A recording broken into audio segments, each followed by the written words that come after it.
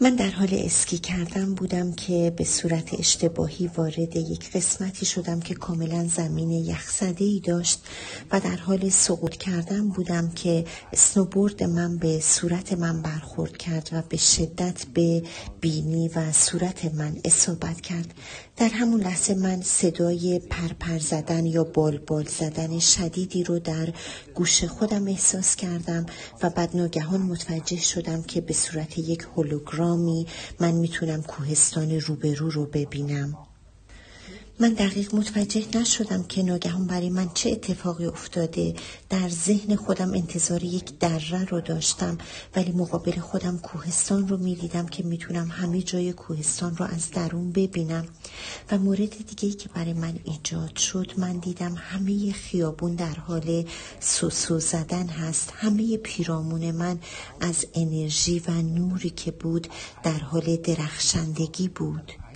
و همزمان با اون من صدایی رو میشنیدم، همچون یک توربین های بزرگی که در کارخونه های عظیم به حرکت در میان و صدایی بود پر از ارتعاش.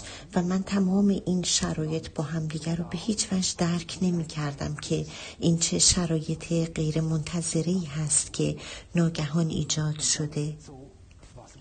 در تصور و اندیشه خودم من احساس می کردم که من اکنون درون یک دره‌ای پرتاب شدم و باید یک شرایط مهیبی برای من از نظر جسمانی و سلامتی پیش اومده باشه. و صدای مهیب اون توربین ها و اون لرزش عظیم در گوش خودم و اینکه تمام کوهستان رو به صورت هولوگرام می دیدم و درون اونها و سنگ ها و ساختارهای اونها رو می تونستم ببینم، برای من بسیار عجیب بود. در این شرایط بود که من به صورت طبیعی تصمیم گرفتم که اون کوهستانی رو که میبینم لمس کنم، چون من عادت داشتم همیشه توسط لمس کردن اشیا رو بهتر ادراک کنم و یا وسایل رو بهتر بشناسم. سعی کردم که دست خودم رو به سمت کوهستان ببرم و اون کوه ها رو دست بزنم. و شرایط عجیب این بود که زمانی که دستم رو به سمت کوهستان می بردم، همزمان احساس می کردم که همچون دست من، خود دست من دوباره از سمت دیگه‌ای داره به سمت من میاد و به سمت من حرکت میکنه و برگشت داده میشه. همچون این حالت بود که 100% یک کپی از دست من داره دوباره به سمت خود من میاد. دقیقاً این شرایط بود و من اصلا متوجه نمی شدم که چه اتفاقات عجیبی داره میفته. احساس من در اون زمان احساس صلح و آرامش بسیاری بود. شاید در زندگی ما یک بار اینطور بیشتر پیش نیومده باشه که ما از خواب بیدار شده باشیم و احساس کرده باشیم که همه چیز مرتب هست، هیچ نگرانی وجود نداره، هیچ گونه دغدغه‌ای وجود نداره و پیرامون ما همه چیز همچون ذرات آفتاب می درخشه. احساس من احساس صلح عمیقی در اون لحظه بود. سپس بعد از اون من متوجه صدها فرشته شدم. فرشته از این لحاظ به اونها میگم که یک موجودات نورانی بودن، نور از خودشون متساعد میکردن، ولی من دقیق نمیدونستم اونها چه چیزی میتونستن باشن. تمام اون افق لبالب بود از این فرشتگان، از این جوهره های نورانی، همچون یک پرده‌ای که هزاران هزار پولک رنگارنگ از اون آویزون هست و من نمیتونستم اون خط بین زمین و آسمان رو تشخیص بدم. همه جا مملو از این فرشتگان شده بود. من با خودم فکر کردم ناگهان کریسمس شده، چه اتفاقی افتاده، برای بچه ها میخوان هدیه بیارن، این چه چیز عجیبی هست. و اون طرح‌ها و جوهره های نورانی بعضیاشون شاید ارتفاعی 2 تا 3 متر داشتن و برخی از اونها 12 تا 13 متر به نظر می اومدن. و یکی از اونها در همون فرم نور به سمت من اومد و گفت همه چیز عالی هست، هیچ مشکلی پیش نیومده.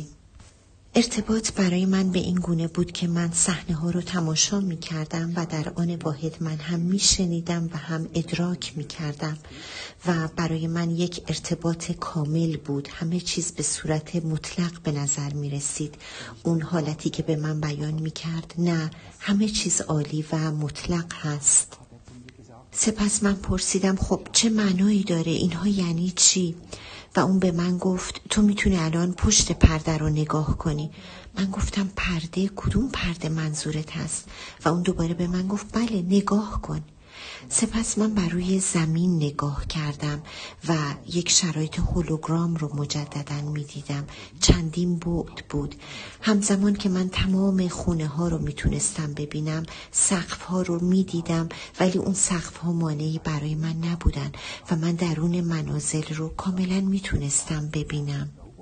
سپس من اونجا دورتر از همه پیکر خودم رو دیدم که بیجان افتاده بود و اون وقت به خودم گفتم پس اینطوره، من مردم، این شرایط مرگ هست. من باید این شرایط رو در ابتدا برای شما توضیح بدم که من همیشه ترس بسیار عجیبی مقابل تمام مسائل داشتم، از توپ فوتبالی که به سمت من پرتاب می شد و یا اینکه فردی منو تنها بذاره و رها کنه. از کوچکترین مطلب زندگی من هراس داشتم و وقتی که میخواستم اون ترسم رو برای خودم آنالیز کنم نهایتاً به ترس از مرگ برمیخوردم و الان به صورت واضح و مبرهنی متوجه شده بودم که من مردم و این شرایط مرگ هست. من متوجه شدم که از ارتفاع بسیار بالایی من دارم پیکرم رو مشاهده میکنم و همزمان که با بدن بیجان خودم من متوجه شدم که از ارتفاع دوری دارم بدنم رو میبینم و همزمان افرادی که در رفت و آمد بودن رو میدیدم.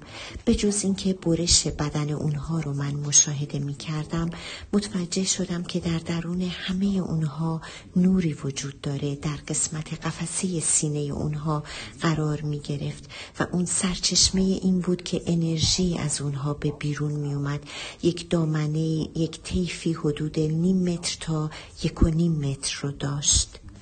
چنین زیبایی رو من بر روی زمین حتی در خیال هم نمیتونستم تصور کنم و مرکز اون نور گویا در قلب اونها، در سینه اونها بود و میتونم اینطور مثال بزنم برای شما که گویا یک الماسی بود که صدها لامپ LED به اون وصل بودن، ولی کیفیت نور اونها خوبی ها بود، عشق بود، صلح بود، آرامش بود و یک عشق کاملا بدون چشم داشت.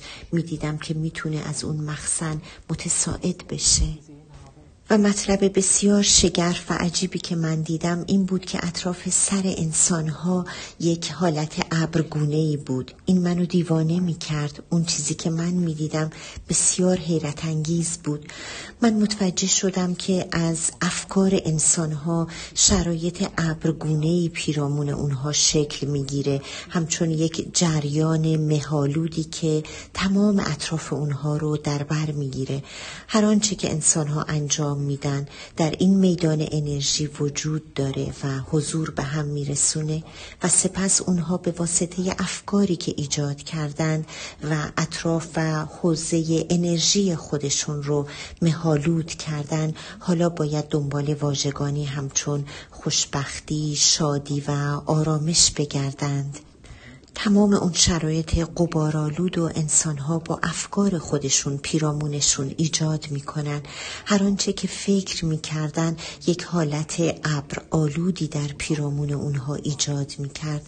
من چندین بار این شرایط رو بررسی میکردم و برای من عجیب بود که در اثر اون کاری که خودشون انجام داده بودند و اون افکاری که در سر میپروروندن نمیتونستن به احساساتی که برای اونها مهم بود دسترسی پیدا کنن، زیرا که غبار در اطراف اونها توسط افکارشون ایجاد می شد.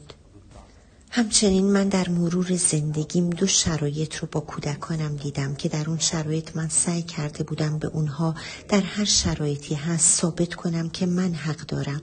من تمام احساسات اونها رو در اون لحظات لمس می کردم و همچنین دوباره مرور می کردم که چطور مایل بودم به زور به فرزندانم به اثبات برسونم که در اون شرایط محق اصلی من بودم.